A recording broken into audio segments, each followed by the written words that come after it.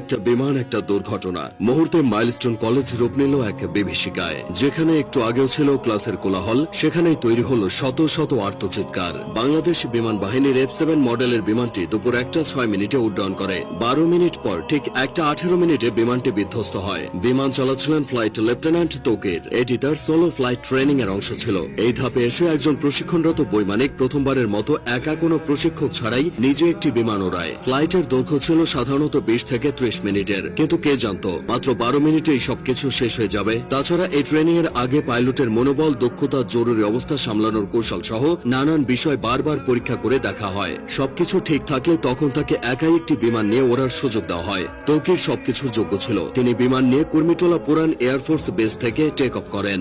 এরপর উত্তরা, দিয়াবাড়ি, বাড্ডা, হাতিরঝিল ও রামপুরার ওপর উঠতে থাকেন। তবে কয়েক মিনিটের মধ্যে কিছু সমস্যা দেখা যায়। সঙ্গে সঙ্গে তৌকির কন্ট্রোল রুমে রিপোর্ট করে জানায় যে তার বিমান আকাশে ভাসছে না, মনে হচ্ছে বিমান নিচের দিকে পড়ে যাচ্ছে। কন্ট্রোল রুম থেকে তাকে জানানো হয় তিনি যেন ইজেক্ট করেন তথা বের হয়ে আসেন। বিমান যখন নিয়ন্ত্রণের বাইরে চলে যায় তখন পাইলট নিজেকে বিমানের বাইরে বের করে আনেন প্যারাশুট সহ। এটাই ইজেক্ট, কিন্তু কোনো এক অজানা কারণে তা সম্ভব হয়নি। এদিকে কন্ট্রোল রুমের সাথে পাইলটের যোগাযোগ বিচ্ছিন্ন হয়ে যায়। তার ঠিক 1 থেকে 1.5 মিনিটের মধ্যেই বিমানটি নিয়ন্ত্রণ হারিয়ে উত্তরা মাইলস্টোন স্কুলে বিধ্বস্ত হয়। মূলত স্কুলের আবাসিক ভবনে বিমানটি আছড়ে পড়ে। ভবনটির নাম হায়দার হল। হলের পুরো অংশ ধসে গেছে।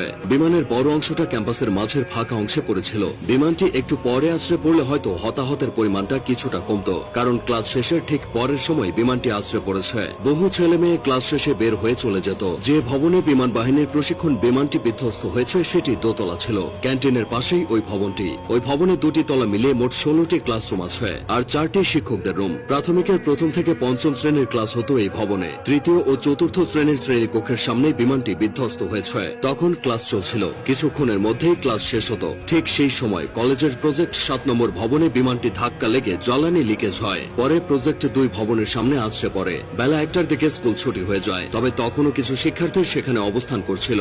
তারাই সবচেয়ে ক্ষতিগ্রস্ত হয়েছে। অনেক অভিভাবক বাইরে থেকে দাঁড়িয়ে শুধু দুর্দশা দেখেছে, কিছুই করার ছিল না। দুর্ঘটনা যা ঘটার তা ঘটে গেলেও কিছু প্রশ্ন থেকে গেছে। স্কুল কলেজ এরিয়ায় বাস ট্রাকের হর্ন আস্তে করার কথা বলা হয়। সেখানে স্কুল এরিয়ায় প্রশিক্ষণ বিমান ওড়ানো নিয়ে বেশ সমালোচনা হচ্ছে।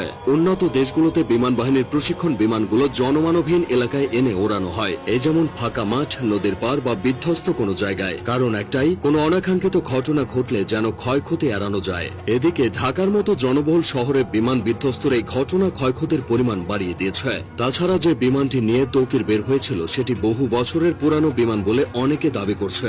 এই বিমান এতটাই ঝুঁকিপূর্ণ যে দুনিয়া জুড়ে এটি উড়ন্ত কফিন নামে পরিচিত। এই ধরনের দুর্ঘটনা